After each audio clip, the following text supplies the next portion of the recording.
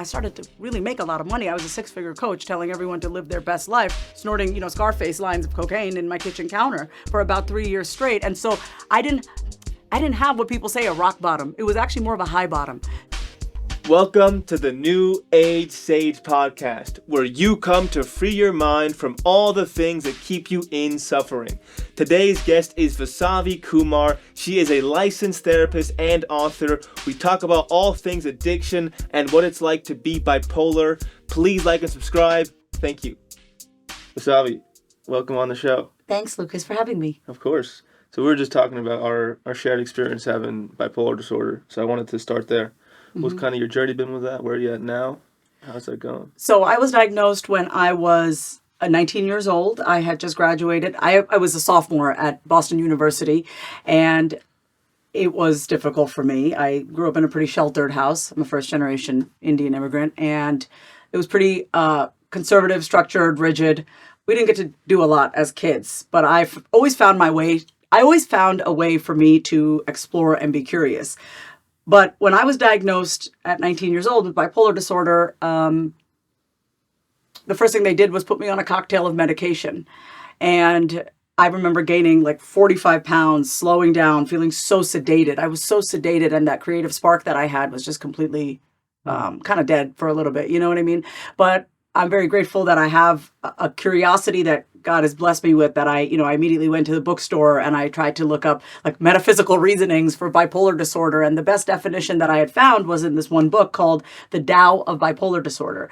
And it said that bipolar disorder is nothing more than the conflict between our higher self and our ego, or fear and love, and it's the God within us and the devil within us. It's just the conflict that we have between who we really know we can be and who we think we should be. Yeah. So where I'm at now, 21 years later, having been on medication, off medication, and self-medicating with drugs and alcohol and all that stuff, I celebrated 4 years of sobriety from cocaine this past Monday, and I'm back on medication. We're recording this today on April 3rd, and I got back on medication April 1st.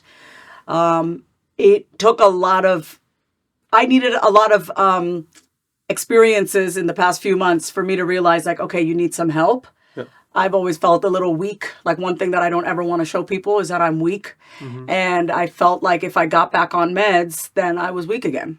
And thankfully, I have great people in my life who understand me and just want the best for me.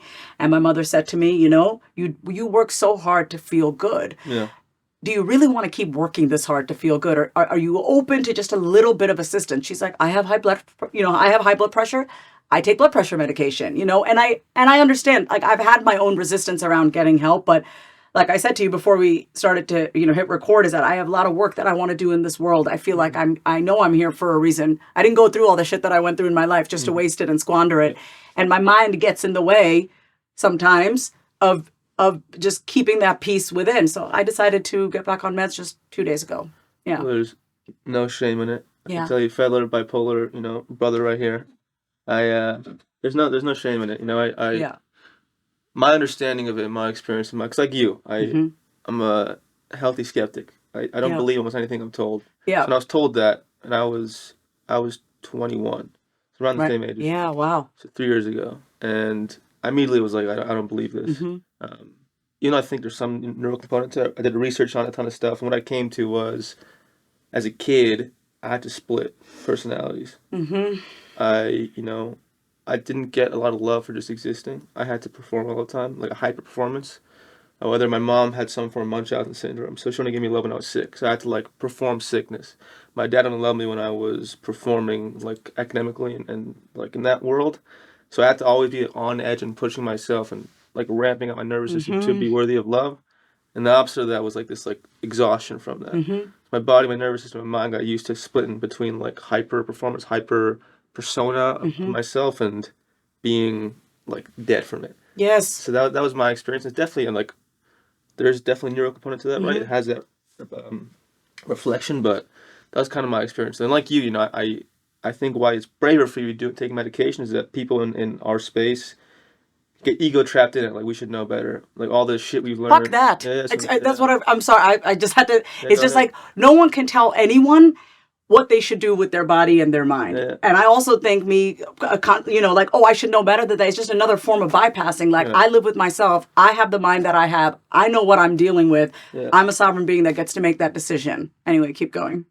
I hear you. It's great. No one should, but it's like, it's good on you. So I got off everything and to try it out. And I've gotten to a point where I can just identify my awareness, just exist as I am, which is a blessing and a curse. But I got to a point where I was just noticing myself always kind of down. I had noticed myself like kind of like a brain fog and a cloud over me.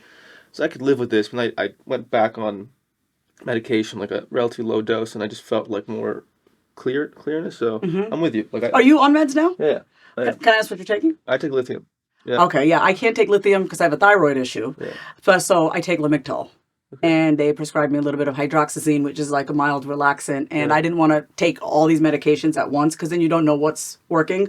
So I'm just taking a small dosage of Lamictal. I've been on lithium. That was the first drug. It was the best drug. But then I developed thyroid issues. I also had underlying thyroid, which made it worse. I really want to say I appreciate what you said, that you split off from yourself at a very young age. It truly is that conflict. We become bipolar because this is our real self, and we actually split off. And just like you, I did not get praise just for being. I was the clown growing up. I was the funny one growing up. I could walk into any room and make anyone smile, which I think it's like the blessing of having, I don't want to call it a disease or illness, but having this label of being bipolar. I know that one of my greatest gifts is that I know how to turn up the volume. Yeah. I know how to. I can make any room vibrant and lively. But on the flip, I did not know how to just be with not being that way. And that's where the exhaustion comes in. Yeah. How are you managing the exhaustion now? Do you not notice in yourself, like, reminding yourself in that moment of when you're ramping up, you're like, oh, I could, get, or is it not like that for you? So I ramp up when I need to. I like ramping up. I like that momentum. I like that drive. My number one question that I ask any psychiatrist when they give me medication is this going to turn down my flame? Because I have a fire in me. Yeah. I love that. I joke and I say, like, when I'm like just slightly hypomanic, I'm like, Vasavi's on. You want her when she's just slightly hypomanic. When I teeter into irritability and just anger and rage, it's because I haven't given myself that pause. It's like I'm ramp, and then there's no pause, and then there's the eventual crash. These days, I know when I want to be on and when I don't. So here, for me, I'm here for a purpose. I'm here to have a conversation with you. I'm here to hopefully help whoever's listening to this right now who may have been diagnosed with any mental illness diagnosis, to let them know that, you're not alone. If you want to take meds, you can, but talk to someone. Talk to people who have been through what you're going through. So here, for me, it's appropriate. It makes sense for me to give a little more, But then after this, when I'm in my car, I'm like, whoosh. So I really do not take for granted my alone time. Yeah. I live alone. I'm single. I have a aging golden retriever. It's just me and her. And I really appreciate my solitude and my silence. People often think because I'm the queen of saying it out loud that I like to talk. I actually don't. I prefer to not talk, but I talk when I need to. And that's the gift that I've given myself. But I do still sometimes see myself where I feel like it's my responsibility to turn up the volume and bring it. I'm like, it's not my responsibility anymore to do that. Yeah. Take you on the journey of your self-medication, because I think addiction is almost always synonymous with bipolarity. In my experience, I also used to be a drug addict. So I can share my experience. So I'm curious how that happened for you. When did you start self-medicating? What did it look like? And how long did it take you to get over it? So I've done this in therapy many times. It's my timeline. So at 12 years old, I started smoking cigarettes. That's when I believe I split from the most pure part of me, right? It's like I thought I had to smoke cigarettes to be well accepted by the cool girls at school. I was never the cool girl. I don't even know what that means, to be the cool girl. But I was never the cool girl growing up. So I thought in order to be accepted, I needed to be like you. So I started smoking cigarettes at 12. I had my first drink when I was 14. It was a White Russian. It was also, I was 14 years old. I was growing into, I was going through puberty. So I was starting to blossom. 14 was the first time that I got real male attention. Mm-hmm. I just had that memory the other day. I was in the shower and I was like, when did I first get addicted to male attention? It was I was 14 years old. Because my dad had found out, first of all, my father and I are very close. But when he found out that I was smoking cigarettes, he cut me off so quick. I mean, I would always sit on my dad's lap. I would always come to him for kisses and hugs. And he would physically just completely say, I don't want to talk to you. So at 14, when I started getting male attention, And I remember I went to this like Indian function party. There's like 600 people at this party in like Queens, New York. You know, we all just get together. It's like one big Indian convention. The bartender complimented me. He said I looked beautiful. It was the first time a man had given me attention, other than my father. He asked what I like to drink something. Now, I know I shouldn't be drinking at 14. No one in my family drinks, anything like that. I said, okay, so he made me a White Russian. I had like 4 or 5 White Russians that night. At 14 years old, no one should be drinking 4 or 5 White Russians. That was the first time I drank my first drink. Then the first time I tried marijuana, I was 17. 18, I tried ecstasy for the first time. And then when I went away to college, that's when I was unhinged. You know, I'm very smart academically. I wasn't very street smart. I didn't understand. I didn't know that it was okay for me to just say, no, I don't want to be involved in this. But I just kept following the crowd. And so college is where I kept using more ecstasy, smoked a lot of weed, and tried cocaine for the first time. So cocaine was my drug of choice. Cocaine is the drug that really got a hold of me. And then when I transferred back home, I had to transfer back home. I was in college at Boston University, transferred back home to Long Island. It was the only time I really listened to my mother. My mother, it was sophomore year of college, and she goes, "You're not doing well in school. I think being away is hard for you. I think it's time for you to come home." And I said yes. I just said yes because I was sleeping with guys left and right. I wasn't going to class. I was using cocaine a few days a week. It wasn't a problem yet, like it was in my 30s. In my 30s, it got worse. I transferred back home and still kept doing the same shit. I was still doing the same shit. New environment, same shit, right? Because nothing on the inside had changed. But I got diagnosed with bipolar disorder when I was 19. And I remember when I got the diagnosis, I was so relieved. I go, oh, so there's a label to the type of shit that I'm doing. There's oh, okay, it makes sense why I'm fucking around. It makes sense why I'm using all these drugs. For me, I knew that my actions were not who I was. Like sleeping around, being promiscuous, using drugs, missing class, cheating on tests, lying, spending money frivolously, buying 4 pairs of Pumas in the same color, just different colors, just spending excessively. I was like a classic textbook case. So I felt very relieved when I got the diagnosis. But after that, they put me on a bunch of medication. And this is when I became resistant to Western medicine, because they put me on this medication. And anytime I would have a mood, or let's say I was having a bad day, because we have bad days sometimes. Our mind fucks with us sometimes. Let's just say I was emotional. First things my parents would say is, did you take your meds? Did you take your meds? And that for me felt like the ultimate betrayal. Like, man, I can't just have an emotion. You're going to say, oh, you must need your meds. So I became very turned off to taking medication because I associated with there's something wrong with me, So my relationship to medication has been on and off. I was on medication for about 10 years, off, on again, off again. But then, after I got married when I was 28. I got divorced 4 years later. And then I got into a rebound relationship. They say when you break up with someone, the best way to get over is to get under them. Worst advice ever. Don't do that. So I got under somebody who ended up being a rebound relationship that lasted way too long. It was for 4 years. And he was an addict. He had just come out of rehab. And I thought, this is a great guy to date. I didn't know. I think we always say what we want. I said I wanted to find myself. I wanted to learn how to be single after I got divorced. And then just like that, I get this little distraction. It's like God saying like, oh, do you really want to be alone? Do you really want to get to know yourself? Here's a little distraction. And I got distracted. And that relationship single-handedly destroyed my life. Like 4 years. I mean, I was this man's sugar mama. I was this man's sex toy. I was this man's everything. And then he was like, you work so hard. We should celebrate. And so we started off with, 1 day a week I'd use cocaine. And then that became 2 days a week. And then I started to really make a lot of money. I was a 6-figure coach telling everyone to live their best life, snorting, Scarface lines of cocaine in my kitchen counter for about 3 years straight. And so I didn't have what people say a rock bottom. It was actually more of a high bottom, because everything was actually looking really great for me on the outside, but inside it was awful. When did it come crashing down? Well, it crashed down so many times. That's the thing. Like, I got arrested. Over and over again. Over and over again. Like, in March of 2017, I got arrested for assault. In September of 2017, I had a miscarriage with this guy. I was scheduled for an abortion the day before I ended up having a miscarriage. Even then, I wasn't like, I should leave this guy. I was just so stuck. I was psychologically hooked on this guy, and I was chemically addicted to cocaine. Yeah. So I could not stop myself, because I was just so in it. And then finally, one day, it was beginning of November. No, it was actually November 12th. November 12th, I was using. It was like 4 a.m. in the morning, so which is like 5 a.m. on the East Coast. And I was high as a kite. And I heard this voice inside of me that said, Vasavi, text your sister, my older sister.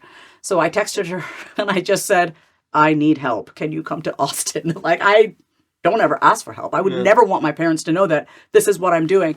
My sister and my aunt came November 16th, and they flew me back to the East Coast. And I went to a state rehab center, Miramont in Pennsylvania. And that's the first time I went to rehab. That was a turning point right there in some way. It was some way. It was the first evolution of it. Yeah, I'm a thorough learner, so I had to go back to rehab a second time. But that was the first evolution of it. And even when I was in rehab the first time, even though I was physically away from this ex, I didn't think this conversation would go there, but here, let's just say it out loud.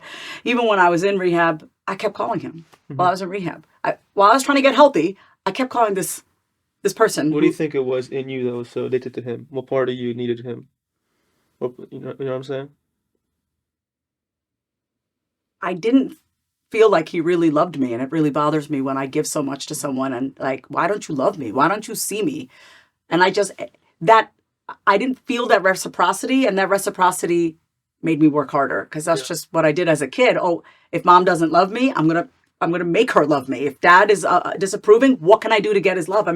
I was very attuned to. I knew what I had to do to get somebody's love, and for him, it was how much more money can I spend on you? How many more vacations can I take you on? How many more drugs can I bring to the table? And so I lost myself in the process of needing somebody else to love me. What point did you realize I can't do that? Or at what point did you realize how to give that stuff to yourself? Like, when did you get to a point where you could like feel like you could tolerate a healthy form of love, where you didn't have to be giving or putting out? Because I'm the same way, right? Like my past is the same way.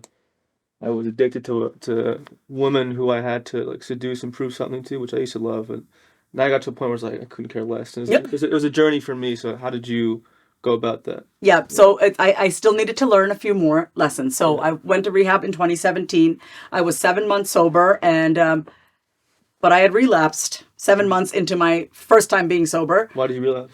I relapsed because, when I got out of rehab, I came back to Austin. I did sober living. So I did inpatient rehab for 3 months. I came back to Austin. I lived in sober living with a bunch of women, 15 women, for another 3 months. And I was still with him on and like we were still together. We were still sleeping together, and I was sober, but he wasn't.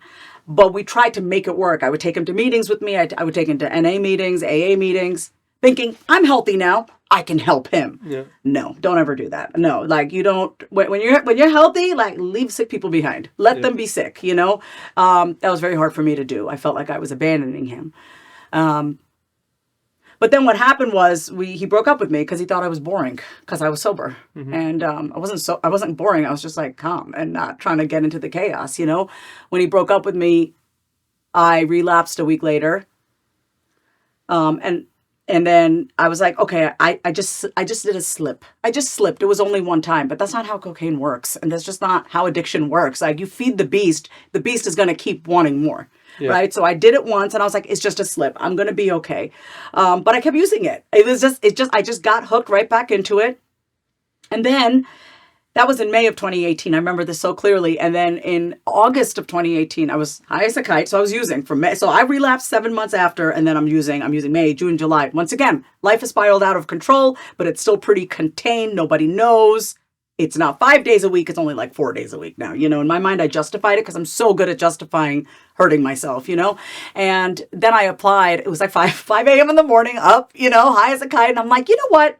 I need to go find a job. I need to like be back on television again because I did a lot of TV work back in the day. I was a lifestyle expert for like 10 years on TV. Loved being on television. Loved being in front of the camera. It's very natural for me to do that. And so I go, I'm going to get a job. I'm going to get a job on television. And this is how powerful we are, okay? I applied for a job to be a co-host of a morning show here in Austin, Texas. I got the job. So in my mind, it was like, see, it doesn't matter that you're using drugs. You're still powerful. You could still get a job. And so I thought the job was going to save me. Okay, I'm going to get my life together. I'm going to be on TV. I'm going to be a respectful co-host. I'm going to garner the respect from people now because I felt so shitty about myself. Yeah. And so I lied to everyone at my job. This was in 2018. I said, I'm sober. I'm still using it on the weekends. That affected my performance on camera because I knew that I was being incongruent. I literally would stand in front of the camera and had to read prompter And I had a voice in my head that's like, you liar, you're lying to everybody. Everybody fucking knows that you're lying, you fake. And that messed with me. That messed with my performance. And so I got let go from that job 6 months into it. And after I got let go from that job, this was now in 2019, I'm using, and my mom called me and she goes, I need you to take a P test. She goes, what? She goes, you've been fired from this job. What are you doing? She could tell because she could hear it in my voice. She goes, I need you to take a urine test. And I go, how dare you ask me to take a urine test? Even though she knew damn well. I said, how dare you ask me to take a urine test? I'm 37 years old. How could you ask me to do that? I was in the kitchen and I was being all like vigilant about it. And she goes, Vasavi, I know when you're lying. And I go, you know what? I got to go. So I hung up. I'm in my kitchen and I say to myself out loud, I'm so done with this chaos. I cannot do this anymore. So that was the turning point for me because I didn't go to rehab because I ran out of money. I didn't go to rehab because something like happened or anyone was making me go. I went to rehab in 2019 because I was done with the chaos. It had to come from within. No one can make you change. And so I've spent the last 4 years, so 2019 to now, and I'm still learning and growing, obviously. And it's not even learning and growing. It's just remembering. For me, it's not like, oh, I'm learning this about myself. It's like, no, I knew this. I just needed to remember it again. So it's been a 4-year journey. And here we are today. And when it comes to being open to receiving healthy love, I am now practicing what it feels like for a man to just see me and appreciate me for me. And I have a lot of girlfriends in my life that support me and, they help me with not having to lead with my accomplishments, not having to lead with my successes, thinking that's the only way a guy's going to like me is, oh, do you know I wrote a book? Do you know I'm on the cover of this magazine? Do you know that I was on VH1? Like I can list off every single thing, all the reasons why I think you should love me. And then I wonder why you don't love me for me because I led with my accomplishments, not with my being. Yeah. So that's where I am today. I'm open. We'll see. Shoot your shot. Go for what was because my addiction, I personally don't believe it's just like a point of conflict or between us, but I don't believe once an addict, always an addict. I agree with you. That's not a point of conflict. So for me, like I even tested it. So I stopped taking all kinds of drugs like 3-ish years ago. And I stopped drinking at that point too. And then about a year later, I was at Christmas dinner and my ex-girlfriend or someone said, like, are you scared of alcohol? And I was like, that's a good point. I don't want to be in fear of anything. So I had 2 drinks. And at the moment, I was like, I don't even need this shit. I had it and I was like, I have no desire for this anymore. But because I think I realized, why I'm saying this is that I realized what I was running away from and I love that part of me. So why I say that is, what were you mostly running away from in yourself? Like what was driving the addiction internally? What was like the wounding that you think kept you coming back?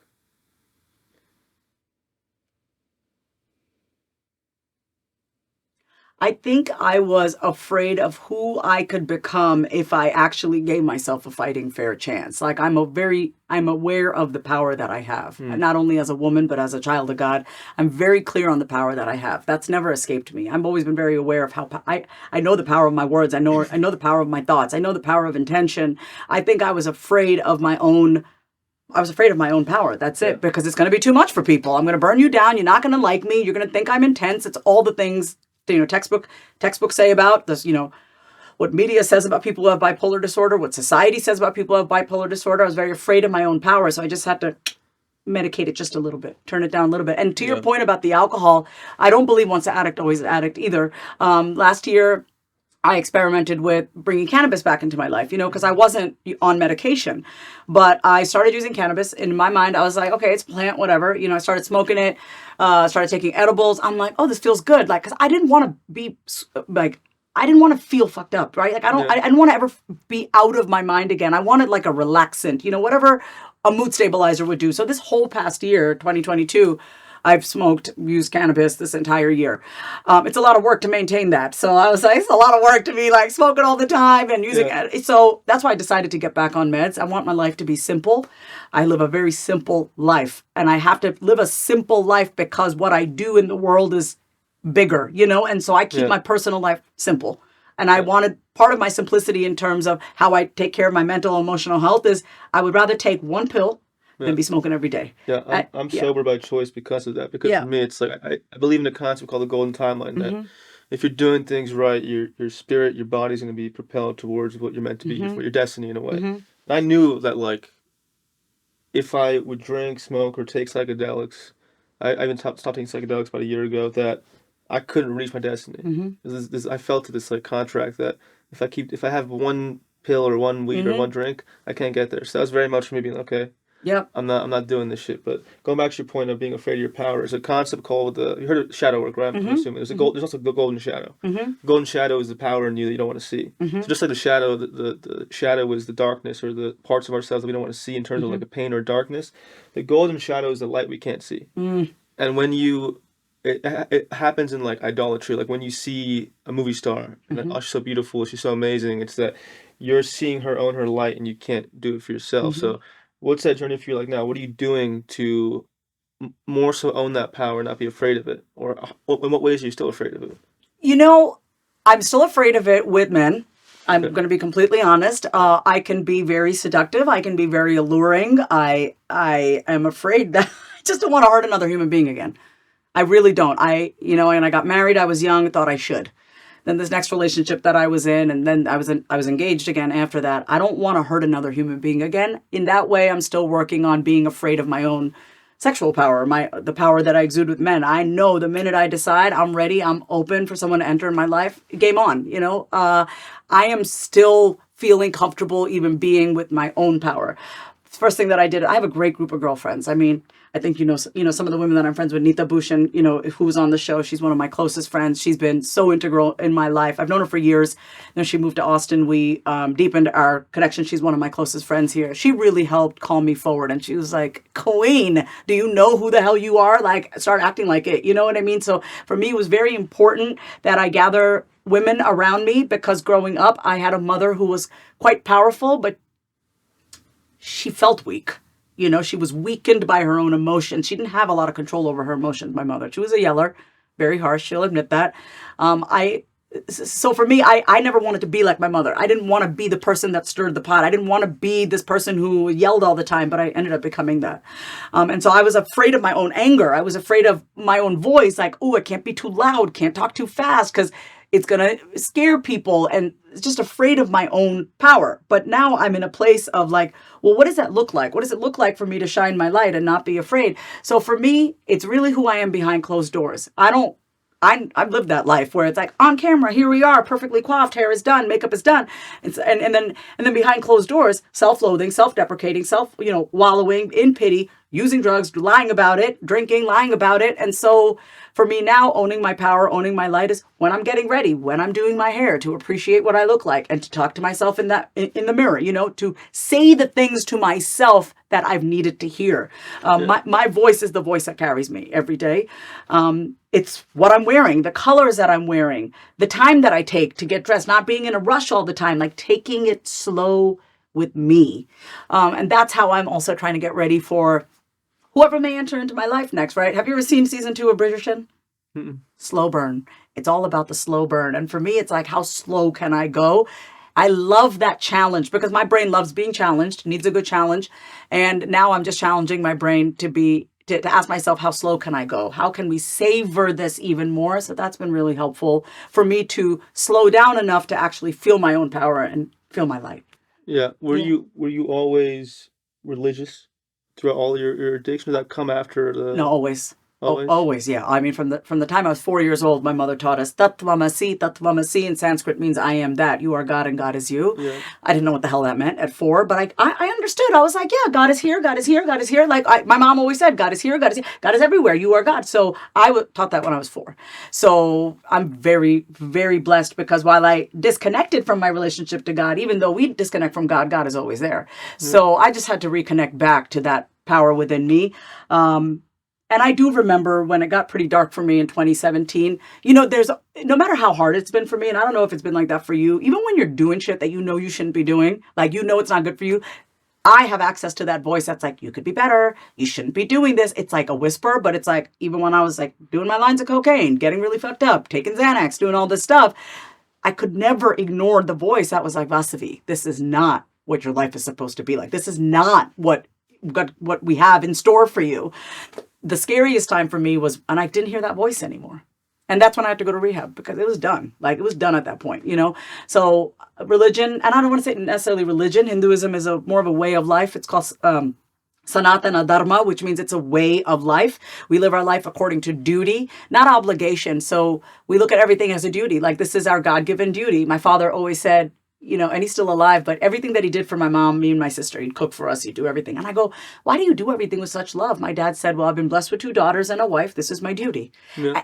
He did it because he loved it. So that's how I view Dharma. Even in Hinduism, we say Dharma. Dharma is your duty. It's like, what are you supposed to do? And what is your duty? And then who's the person that you have to become to fulfill your duty? So Hinduism for me, my religion for me, and I'm not very ritualistic. I mean, we grew up with a lot of rituals, but I know that there's no separation. Yeah, why I ask is that in my experience, and I study Jungian psychology mostly, that's what where I get my information from. And his conception of love is that when you don't have a relationship with a higher power, whether it be, you know, your higher self or God or whatever God may be for anyone, any religion, that you end up projecting God into your lover. That you see them as like this this divine entity to like give you. You see them as like God in a way. Because I think as human beings, even if you're an atheist, which is fine, that we all have a need for something beyond us. We have this unconscious need for going beyond the ego. And love nowadays, because we're so close off to that, becomes this religious experience that people project onto their partner. So I say that for you is that like it can end up helping you that in this space because you have a connection to your spirit, something higher that you're gonna see the man in front of you as a human being, not as a God. In my experience in the past, whenever I fucked up a relationship, it's because I unconsciously saw my partner as a divine, as like a divine entity that I then thought was God in a way. And when she was actually human, it hurt me so much because I was like, how is this person not, you know, a God? The thing that I had to do was take my father off the pedestal. Now, the 40-year-old in me, you know, understands my father is a human, but there's a very little girl in me that saw my father as a God. I mean, my father was my hero. For that 4 or 5, 6 year, for that young part of me, my father is still like a God for me, you know, but I had to separate. My 40-year-old had to see my current self had to see my father. I had to take him off the pedestal. He's currently slowly dying with a progressive neurological condition, which is very rare, called supranuclear palsy. So it's like atypical Parkinson's, where he can't walk without falling. He's uncontrollable bowel movements now. And his speech is like, he says yes or no. That's it. So when my dad started getting sick like 3 years ago, it got worse and worse. I was like, oh man, he's not that man anymore. You know, so that has helped me to see him kind of deteriorate in front of me, just how human he is. And I appreciate you saying that, because anytime I've ever really struggled with a breakup or like in a relationship, it's because I replaced this person. I put this person above God. And so that's what the vow to myself is: no one comes before that relationship ever again. Like, that's my vow to myself. No matter what next relationship I get into, I'm still going to keep up with my habits. I am not going to forego my mental health for somebody else. Like, you are a sovereign being and so am I, you know, but I had to learn that lesson. I think for me, I always needed someone to look up to rather than I needed a human to look up to, as most children do. I mean, those are our parents or whoever our caregivers are.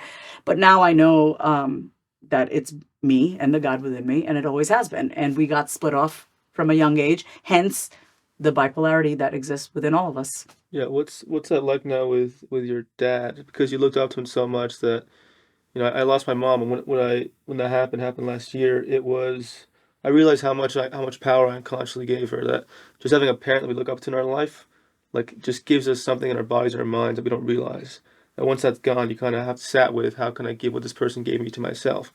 So how are you dealing with that now? How are you sitting with that this person could go potentially, and that you have to find a way to give the gifts he gave you to yourself in some way?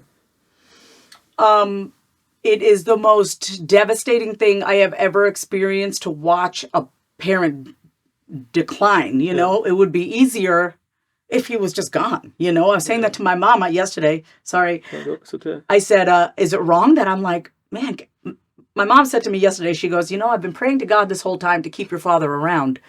But I you know, the other day I prayed to God, just take him away, because he's suffering. He's so suffering. He's suffering in silence, literally, because he can't speak. And so what is it like for me? It's the worst thing I've ever gone through in my life. And I've been through a lot of stuff. I've seen a lot of things. I've hurt myself in so many ways. But watching my father decline, there's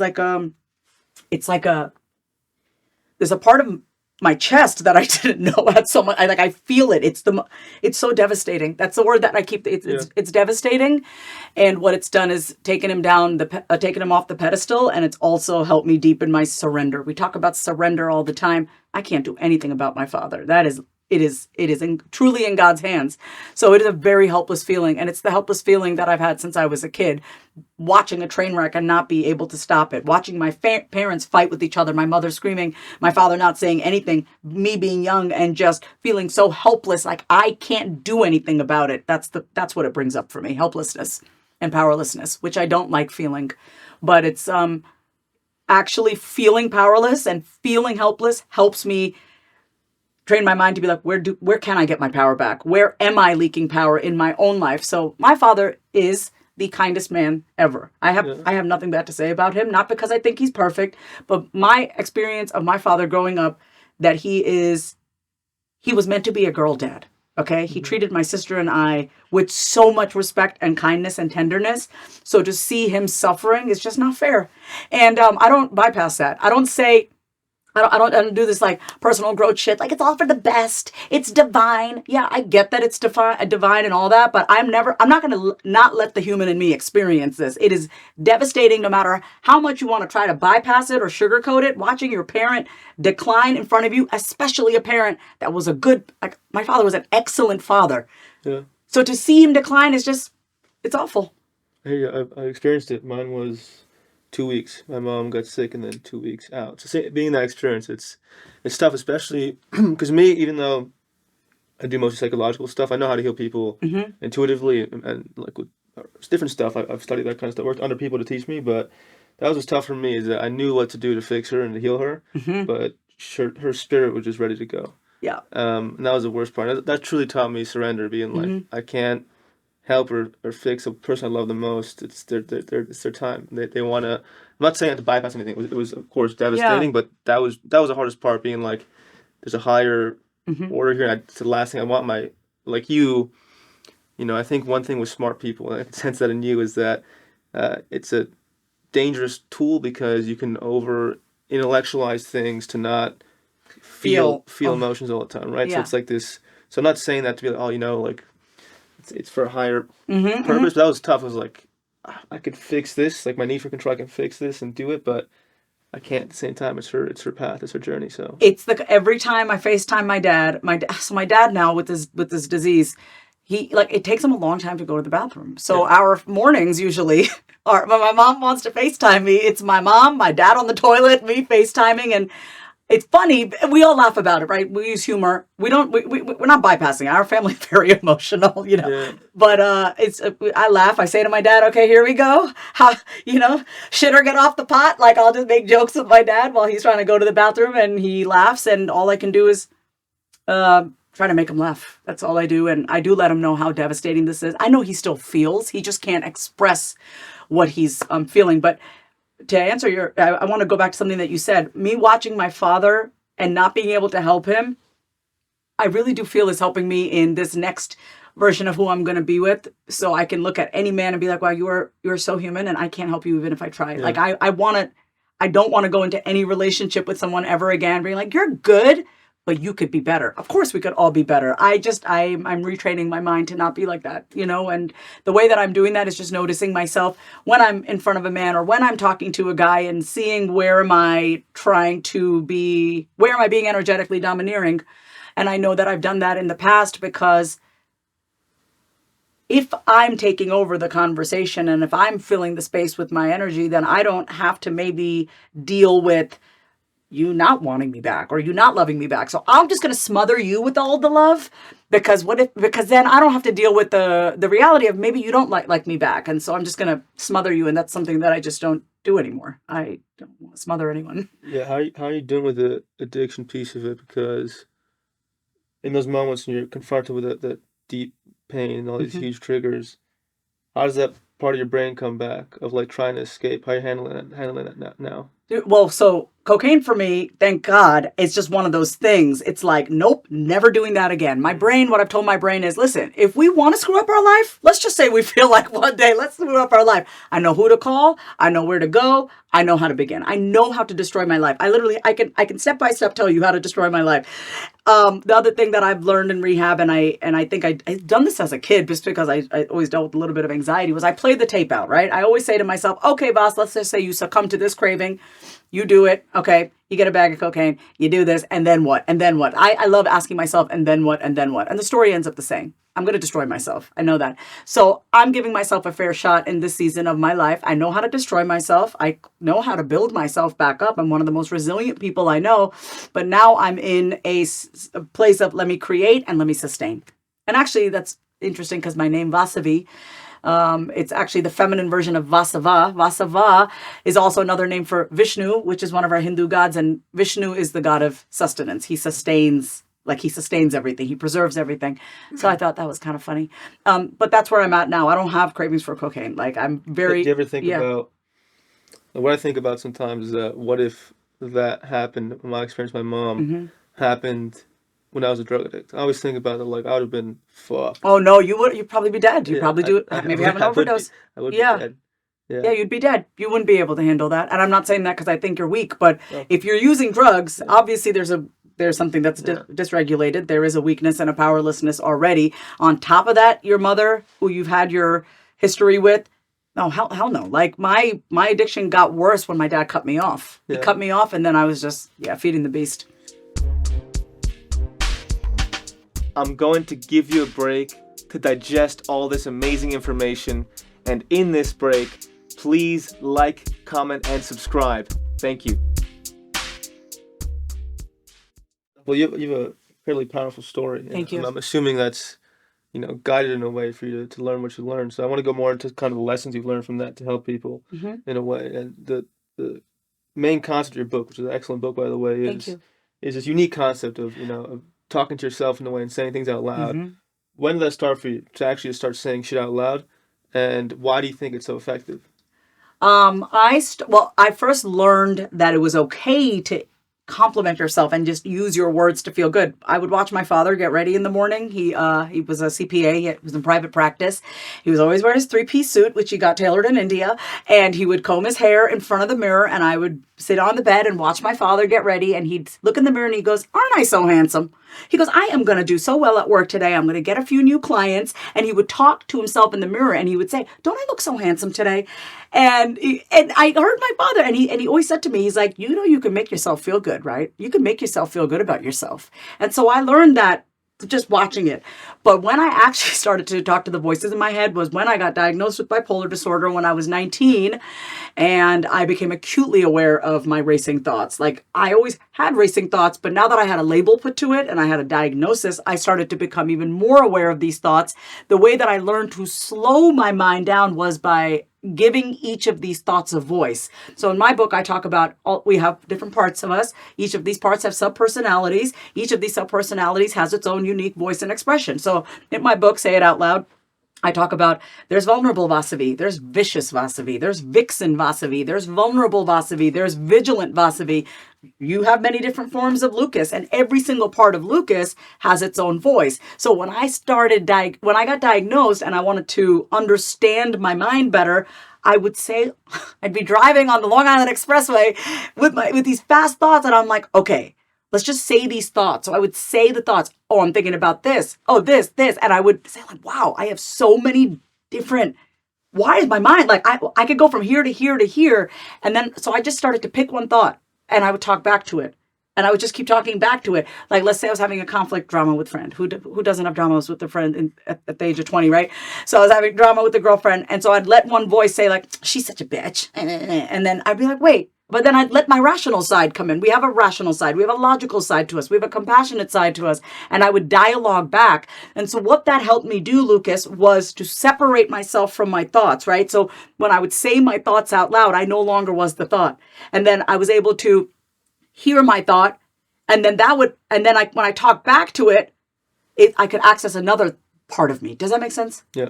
seems crazy because it might be, but it works for me to really help make sense out of things. So if I'm upset, if I'm confused by something, if I'm overthinking something, if I am complicating something, I will say it out loud. Okay, Vas, let's get to work. What is overwhelming you right now?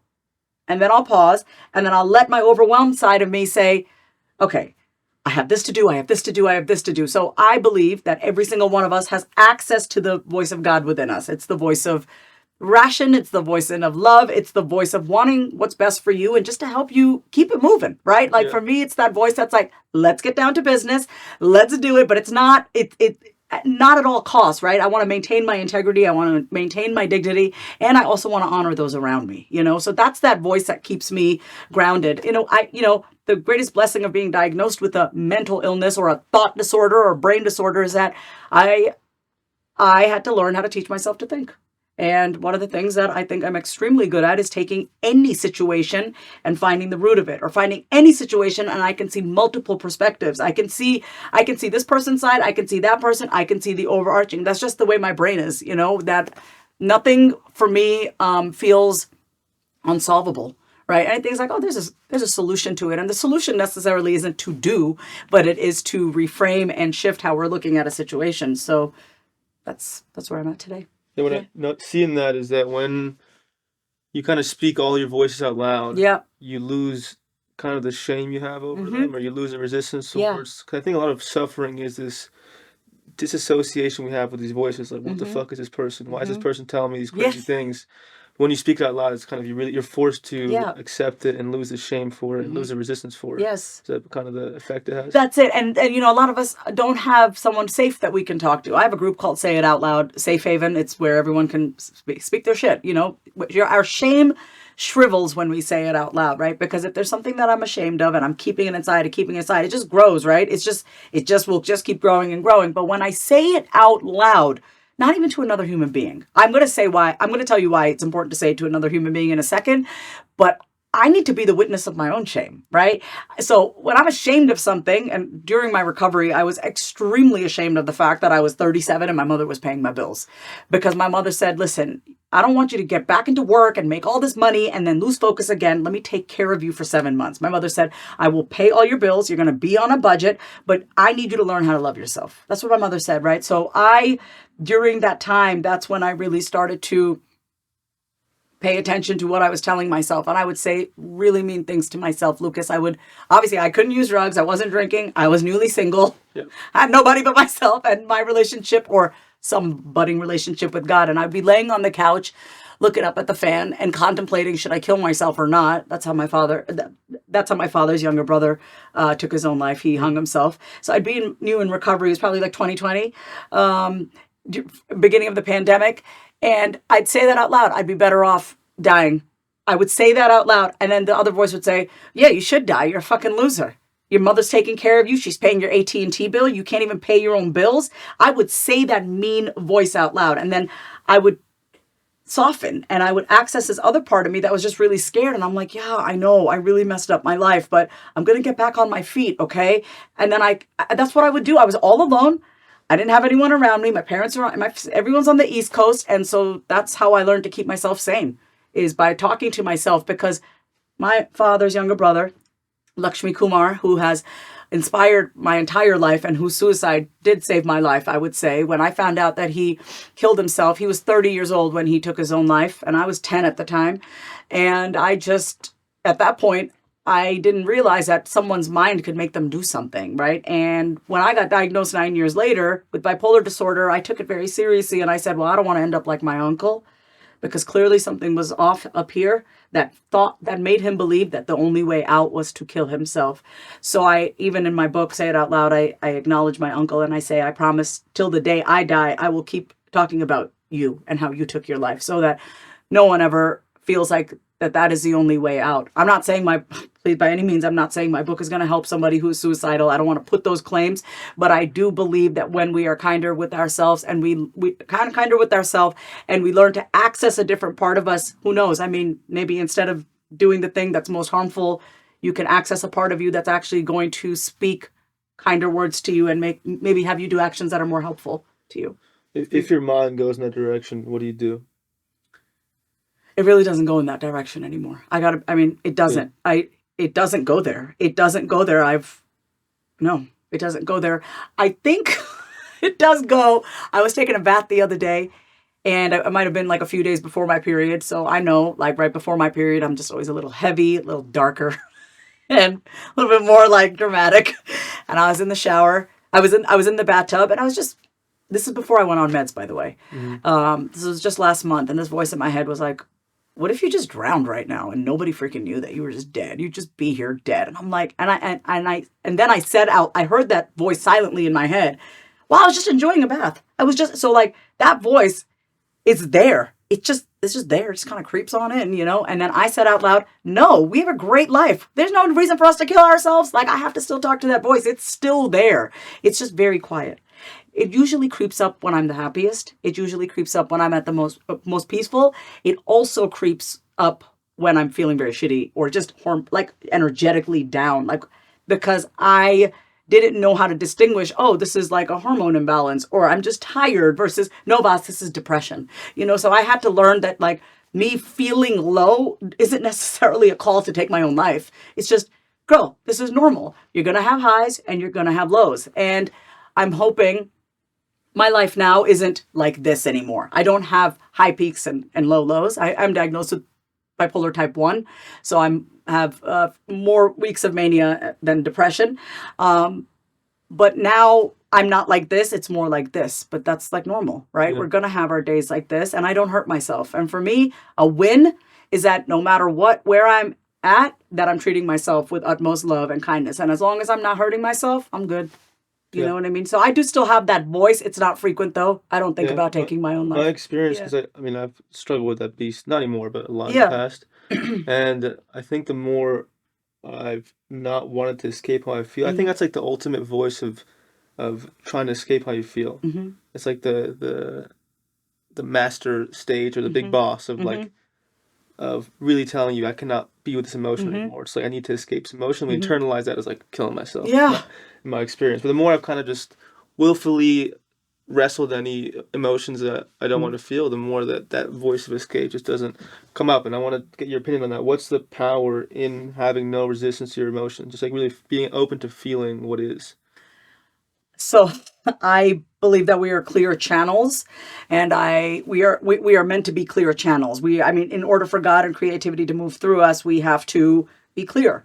And I think that saying it out loud and talking it out loud keeps us clear. A lot of us are emotionally constipated. We have stuff inside of us that have been lodged in us for years, and there is power in saying it out loud because you're releasing it. I use the bathroom every single day. It's important for me to, when I'm feeling something, instead of avoiding it, I express it, you know what I mean? And I breathe through it, which activates my parasympathetic system, right? So when I feel those big emotions, I just take a really big breath and I just breathe through it. And I feel the most intensity of emotions as it relates to my father. Like that, these days in my most current life, the intensity of emotions that I experience is directly related to my father, and that's okay. That's what it is right now. I use it as an opportunity to breathe through it.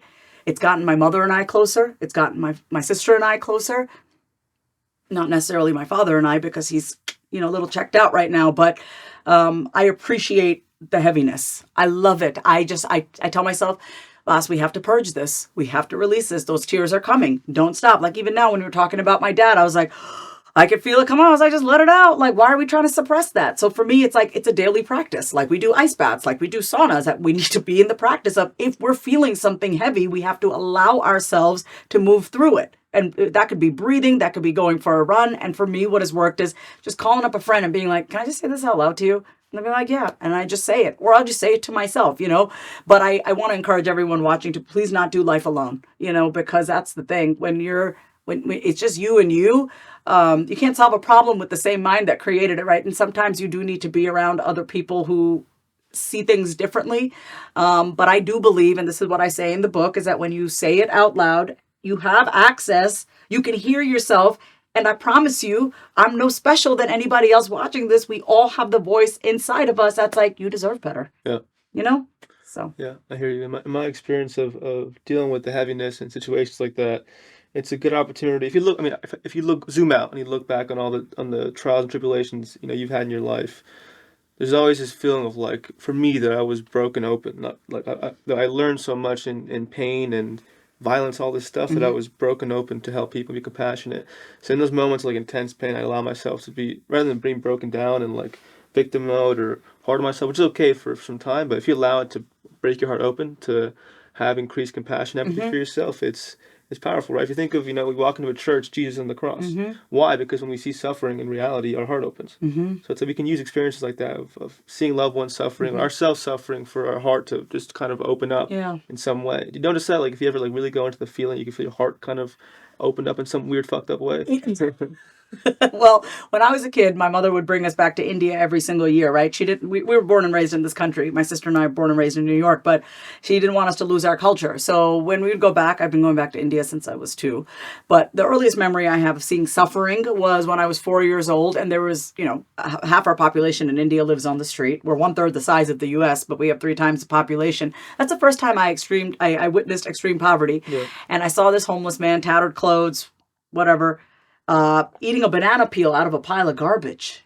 Not even a banana. He was a banana peel. And I remember thinking to myself, I don't even remember thinking at that point. I actually remember just feeling an overwhelming amount of pain for that person. But then with that, an overwhelming amount of like, I have to do something about it. And I believe that that's my love that was talking like, I have to do something. Why do people have to suffer? Right. And that's where I would say has been the kickstart for me to do whatever I can to help those who are suffering in silence. What I had to learn, though, was, Vasavi, you do not need to suffer in the process, right? But I believe that our subconscious and our spirit doesn't make any mistakes, and that my soul chose the path that I took. It made sure, like, I've been through so much. I'm like, what haven't I been through? I mean, I'm sure there's so much more, there's it could be way worse, right? But that's the thing. It's like, I can only speak from my own perspective. But I don't regret anything.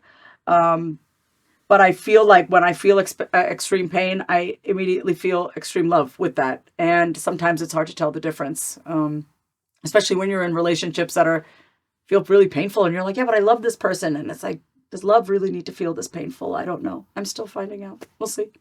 How are you still finding out? Avoidance. No, I don't know. When I'm around people now, I would prefer not to feel a lot of pain. I'd prefer to enjoy the relationships that I'm in. And I remember when I was in that very codependent relationship right after my divorce, I had this, my ex had bought this like thing to hang in our bedroom that said, love is chaotic. And I looked at that sign every day and I was like, love is chaotic. Yes, this chaos. We're meant to be chaotic. I mean, he'd cheat on me. He'd do this. He'd do that. And I'd be like, yes, it's chaos, but we're going to work through it. And now I'm like, no. I don't want that chaos. I'm not saying that relationships don't get messy and, we have to work on stuff, but do I have to be in so much pain? Is part of loving that you hurt me and I'm supposed to take it? So that's what I'm no longer available for. It's like, if I'm feeling that you are not respecting me and you're looking down on me and you don't really love me or cherish me, that is not my sign to stick around and try harder. That's my exit. That's my cue to leave. And so we'll see what happens. I haven't dated anybody. I haven't gone on any dates. It's been a while. I don't think I've been available. I'm very much work mode, book launch mode. So we'll see. Yeah. And right now in this moment in time, to get more of your story now, what are some feelings you struggle with? What are the things that what's your kryptonite right now that you're dealing with? What are the things that's hard for you to so beyond your father's experience, like personal triggers, like what's hard for your own ego, your own story? Everyone has their own villain in their reality. What's like that feeling or situation that makes you really uncomfortable, really have to work for a solution? You ask very good questions. Give me a moment so I can answer this honestly, truthfully, and clearly. Take your time.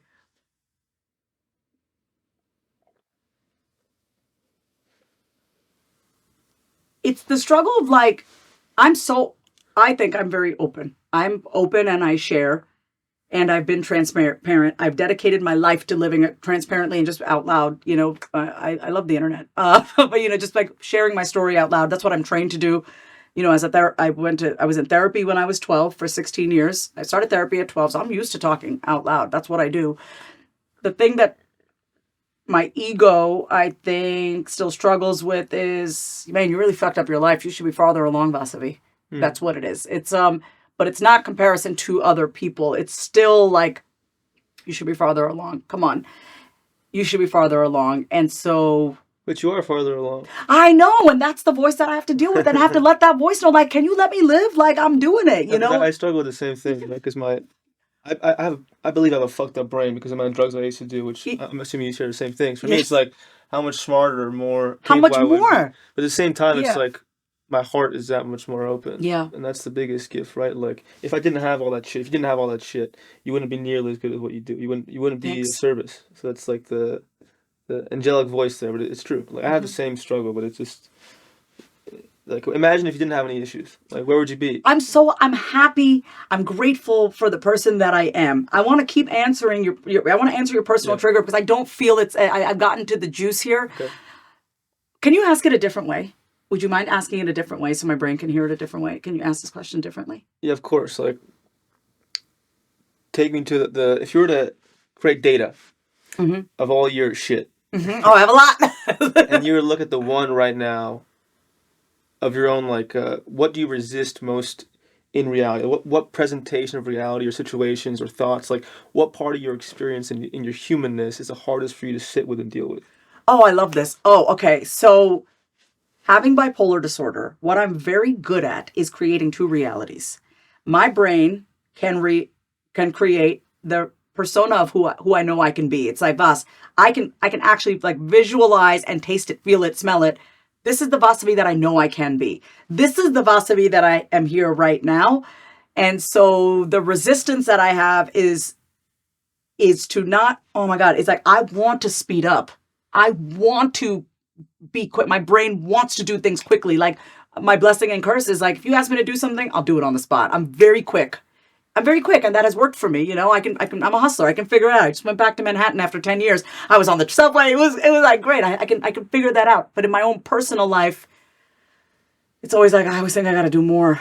I got to do more. I'm not doing enough. I'm not doing enough. I'm not doing enough because the bipolar part of my brain can create two realities. It's the reality of who I can be and the reality of who I am. And sometimes I don't like that. I'm like, why can't I be there? But what I'm noticing is that there is here now. And it's just like, no, I am that girl. I see it. I am that girl. Not because of what I look like, not because of what I sound like, but how I feel on the inside. So I'm still training my brain to stop thinking about the outside. Stop thinking about the forward-facing presentation. Do not worry about that, Vasavi. Lead with what's on the inside. And that part of my brain always wants me to do more, always thinks I need to be more this or more this rather than just lean back and just, you're good. So that's... Yeah, you don't need to be something, you need to be. That's like yes. That's the key right there. That we think that there's this ego has these snapshots where we think that if we once you are something or we get somewhere, everything's good. It's incorrect because we already are those things. It's like it's a rat race. Like years go by, I was trying to chase this thing that we already are. It's already here. And I'm with you. I'm the same way. Like my instinct is to ramp up and just do things all the time. And that's my past was that is I had to do things to receive love. Right. Like if I was like academically, I had a similar journey too.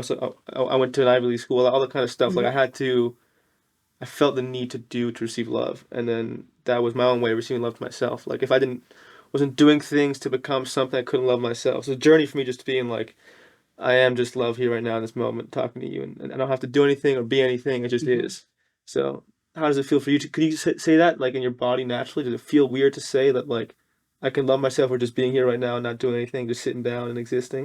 Is that a foreign concept to you? With a man, yes. With the woman, my girlfriends come over. Like my girlfriend Nita came over to my house the other day. We just sat. We just shoot the shit. We just hung out, and I can just be with her. I don't have to do anything for her to love me. Like I just exist. I mean, we talk or whatever. Yeah. But I always. No, I don't want to say I'm unlearning that when I'm with in the presence of someone of the opposite, sex for me, it's just because that's just what I did with my dad. Yeah. My dad was my everything to me. So I always wanted to take care of my dad emotionally. And the way I took care of my dad emotionally was by being on. He was like low key depressed most of his life. Now I can see that. So for me, it's I got to be your energy. I got to be that. And so I'm realizing I don't have to be that, and I'm not going to attract the man that I really want to be with if I have to be on. I'm going to attract a man who wants me for my onness, being on, rather than just being. So I'm still working on it. Yeah, it's a journey. I'm curious to see what happens when you have that trigger, because it's different. Like in relationships, when you like there's this self-help cliche that I don't agree with, which is that like you got to love yourself first, and then it's like, yeah, to some degree, sure. Like, you got to respect yourself. I think it's a better word. You got to respect yourself first. But you're not going to see the true shit until you're with someone. Like, you can do this sitting by yourself and loving yourself as long as you want, but until you're face to face with someone you love, that's the game right there. That's the dance right there. So what, in that, if you were to think of, like, a relationship coming on or a man coming into your life, what's the fear there for you? Like, what do you think that would come up right with them that would challenge you that you aren't experiencing right now by yourself? What's a challenge? I don't know. You're asking me things. I love not knowing. What is the challenge? Given everything else is okay, like what's our baseline? Just being with someone, like a partner. Like, do you think? Like, for me, I can sit here and say, like, I know what shit will come up for me once I'm with someone. Like, challenges that'll come. So, like, oh, okay. If I'm crying about something, or if I'm expressing something and they say you're being dramatic, or if they invalidate how I feel and they can't, or they try to fix how I feel, or they try to tell me how I feel. I don't like people telling me how I feel. I know how I feel. I get annoyed when somebody tries to therapize me. It's like, don't therapize the therapist, please. Please don't do that. Because I'm a licensed therapist also. It's like, please don't do that.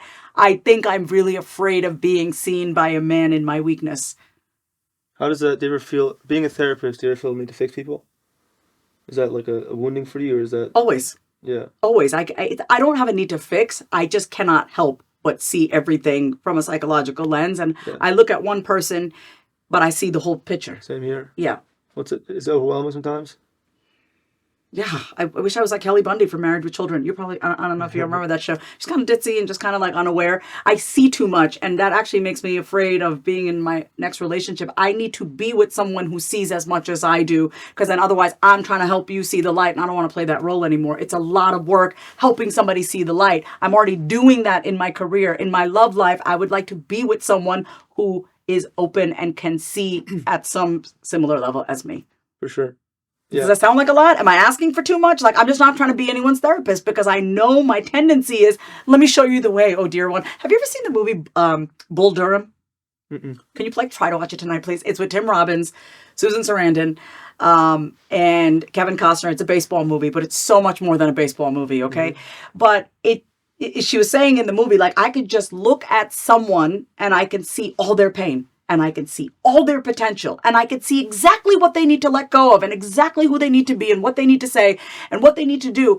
And I could see it so clearly, but I had to learn to, like, I cannot be the one for you, And I don't ever want to get into a relationship again thinking you're the one for me. You're my forever. I don't believe in a forever anymore. I don't think everything is forever. I don't. Yeah. I'm going to be... Every time I've gotten into a relationship, it's like, this is the one. We're going to be together I don't believe in forever anymore. We'll see how it goes. If it works, it works. Yeah. If it doesn't, it doesn't. In my experience, I'm like you. I can do the same thing. People just intuitively. But no matter, even if you attract someone who is on the path and very aware and like you're going to still see shit they can't see no matter what. So it's kind of, I think it's surrendering to their path, their experience. That's one thing I've noticed in love, is that when you're with someone, you have to surrender to their path. Even if you think you know the better, that they can do something, you have to surrender to that possibility that they're able to handle their own reality and learn their own lessons. And you have to surrender to the humanness. Like, is that something with yourself? Is it easy for you now to surrender to your humanness? Like, is there some, I don't know if it's attached to bipolarity, but I'm a perfectionist in many ways, and I find it hard sometimes to like accept my humanness. I think I'm beyond it. Like I'm too evolved to feel a certain way. Well, the bipolar brain will make you think that you are God, and there is grandiosity there. I have dealt with a superiority complex. There, my brain will tell me I'm better than everybody. My brain will also tell me that I'm a piece of shit. So what do we believe, right? Like I don't believe that, and I don't believe this. It is easier for me to accept my own humanness now, because life has shown me over and over again how human I am. But when you said just now, being in a relationship with someone and accepting their humanness, I don't know if I want to do all that right now. I'm quite content with myself. Being with me is a 24/7 job, and it's a job. Like, I am a job, and I take that job very seriously, to be the person that I am, to be now in a relationship and allow someone else into my world and bring those worlds together. I don't know if I want all that right now. I'm being straight up with you. Like, I think it would be great to like meet a guy, talk to a guy, go out to dinner, have fun, whatever. I don't know if I'm I don't know if I want to get really enmeshed with anyone for a while right now, because it's taken so much for me to be unmeshed from people. I can finally feel myself. I can finally hear myself. I'm learning what's me and what's everybody else, where other people end and where I begin, where my past ends and now where my current self is. I finally just feel like, okay, Vas, you're no longer there anymore. My body now feels we're not back in rehab anymore. You don't have people having seizures next to you. You're out of that. We're here now, Vas. So I'm finally now feeling safe within myself to just be and be curious about who I am. I say I'm open for a relationship, and cool, we'll see what happens. I believe God has a plan. I'm not hunting for one. It's not my job to hunt for a man. I just got to go live my life. If somebody crosses my path, shoot your shot, and I'll see what's up. But I'm not trying to get myself involved with somebody else. I've been through too much.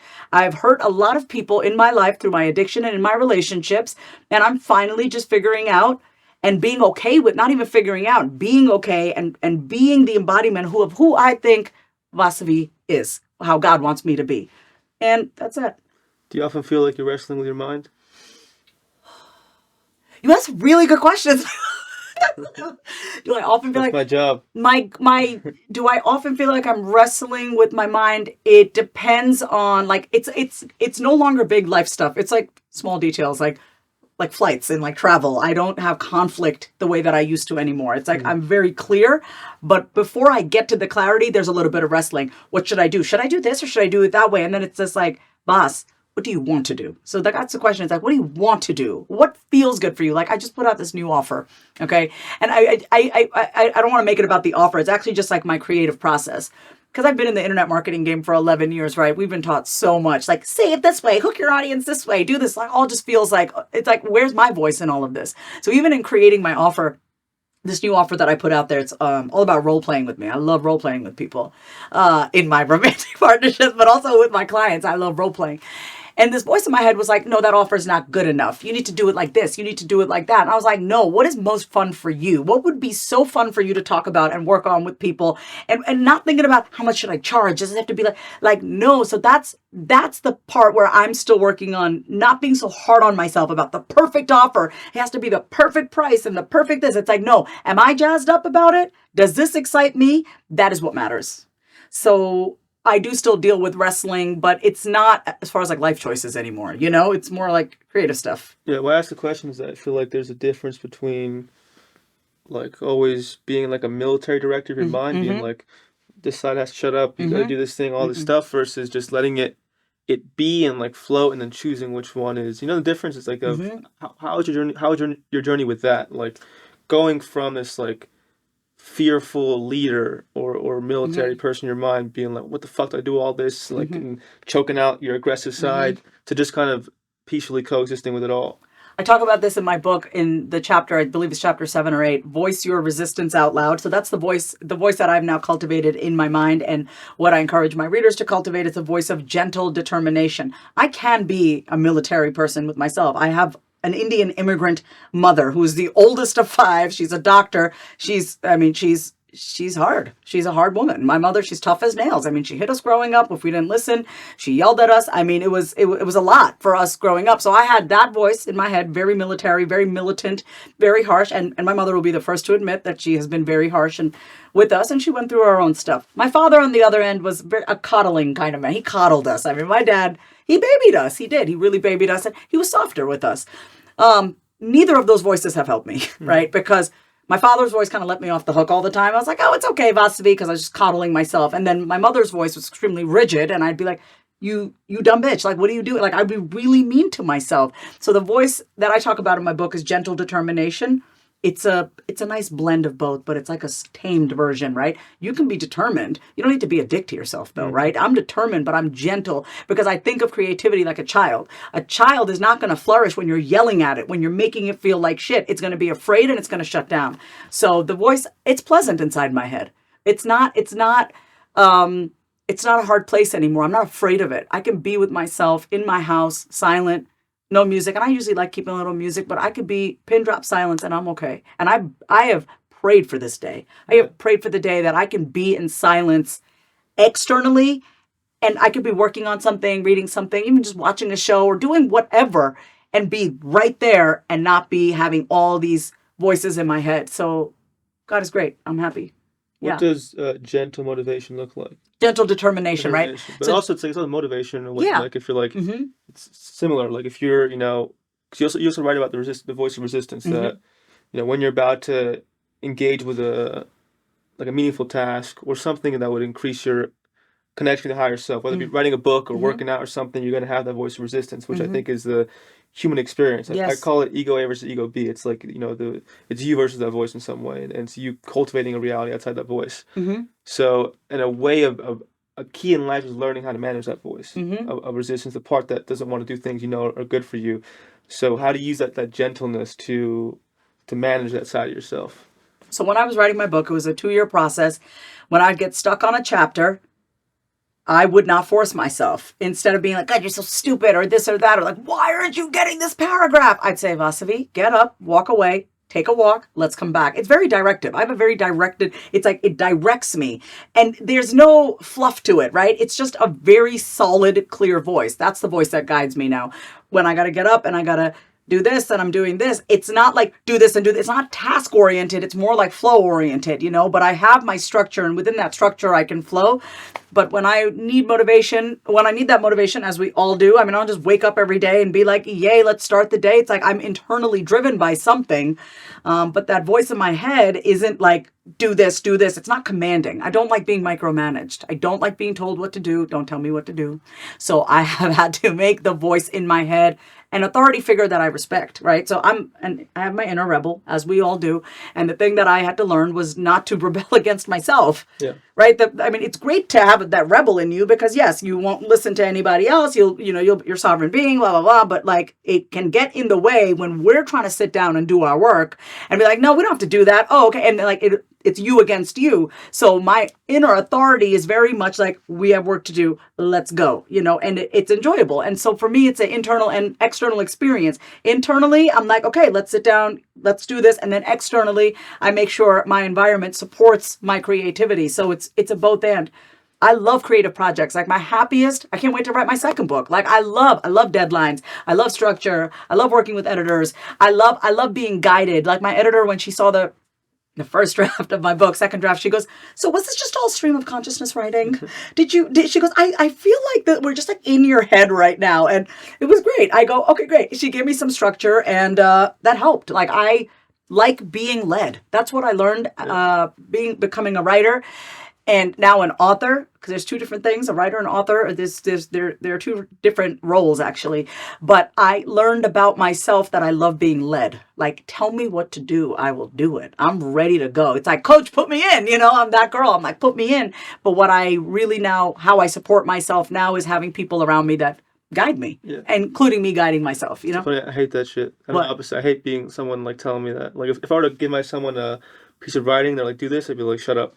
Like, here's what it is. That's I will tell you where I learned to be okay with someone commenting on my writing. When I went back to rehab the second time, everyone knew who I was because I'd gone to the same place. It's called Recovery Unplugged here, which is music-based therapy for people in recovery. So when I walked into rehab the second time, everyone remembered who I was. They were like, Vasavi, so great to see you. And I was like, no, I am not going to be known as some addict. This is not what God has in store for me. And I asked my counselor, Carl, and this story is in my book, by the way. I asked my counselor, Carl, what do I have to do to never come back here again? And he goes, you need to shut the fuck up and listen to us. Because clearly you don't know what you're doing because you're back here again. And I did. I shut the fuck up and I listened. And when they were like, you have to go to 90 meetings in 90 days. You need to meet with your sponsor every single day. You need to go through the steps. I was like, and by the way, I don't go to 12-step meetings anymore. I mean, I'll gladly speak if they ask. And I saw plenty of friends who are 12-steppers and whatever. I had to find my own flavor of sobriety and recovery for me. But that has really trained me to be in collaboration with other people, because the fact is my editor has been editing and books for years. I don't know shit, and so I really do have that mentality of, I don't know. So please tell me, that has helped me a lot. Having to go back to rehab the second time and having to admit my powerlessness and admit I clearly don't know what I'm doing if I'm back here. Yeah. What do I actually know? And so I like not knowing. And I like someone who, and I don't need to be the smartest person. I don't need to have it all figured out. But when my editor, Georgia, who I love very much, is like, Vasavi, this can be better. I can tell if someone just wants me to be better, like I could tell she wants me to be better, I'm going to listen to that instead of rebelling against it. I could tell when someone wants the best for me. And someone wants the best for me and they're just trying to make me better, I'm not going to resist That's the key distinction, I think, because it's rare to find that. Most people are just an ego trip and they're putting you down No. in order to get something. So it's like if you see that in someone, I get it. For me, it's like I rarely see that in someone. I more so catch like the egoistic dance. I'm like, I'm not dancing with you this way. Yeah, no dancing. I'm going to conclude this amazing episode with this question. If you could take someone who is just starting to do this work, who's just climbing out of some bottom, who's just finding a way towards the light, what's the first thing you tell them to think about, or remember, or to integrate? Like, what's your guiding light, your guiding philosophy, your guiding kind of go-to mantra idea that helps you climb towards the light? I tell myself I'm going to be with me for the rest of my life. So what's the rush? I also tell myself, which my mother taught me this, you come into this world alone and you leave alone. So you better freaking love who the hell you are. You better respect yourself. You better give yourself all that you've got, because it's you and you. I've chosen to be a woman who doesn't have children. I'm currently not in a relationship. And so I've dedicated my life to me and being the best that I can be. So the first thing that I would tell anybody who is just on this path is, you're in it for the long haul, so don't rush it. Just, get to know yourself, get to know the intricacies of who you are. You are worth the time, attention, effort, and energy to get to know who you are. Great, yeah, 'cause I think there could be this expectation of having it all solved immediately, or having all the answers immediately, or knowing everything immediately, when it's a lifelong process. And once you become okay with that lifelong process, as you said, that's when everything opens up. It's a long game. It's a long, patient game. And I also want to say one last thing, because there are so many gurus out there. There are so many coaches out there. No one knows better than you. Like, no one. And I get that people have lived their own lives and we're all I'm putting out stuff. You're putting out stuff. Take everything I say with a grain of salt. That's what I would tell everybody. I don't know shit. Yeah, I don't know shit. Like, I'm literally just speaking from my fuck ups. Like, please take what I say with a grain of salt. Every word that you're absorbing, you're hearing, just pause between hearing it, reading it, and absorbing it to, like, how does this apply to me? Yeah. Just ask yourself, does this apply to me? Yes or no? My father always said, people teach you two things, how to be and how not to be, right? So if someone says something, if I'm spewing out some advice, it may work for me, but you listening, you got to ask yourself, does this apply to me? Yeah.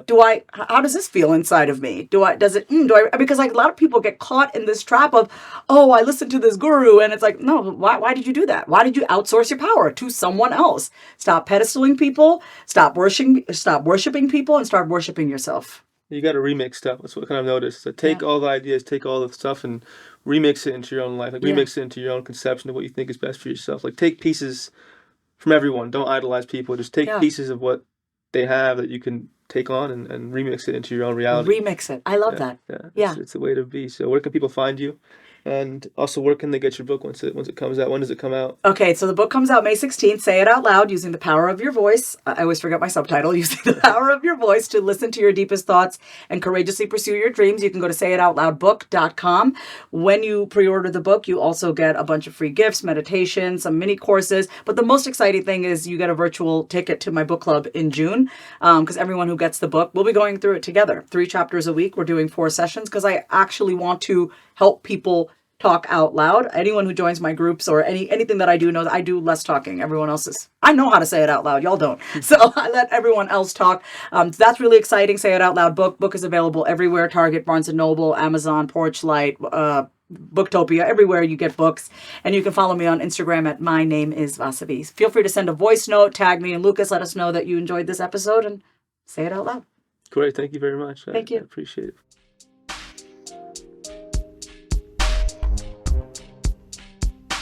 Hey, I hope you enjoyed that video. If you want to watch more content, click this video right here. And please don't forget to subscribe right here. Thank you.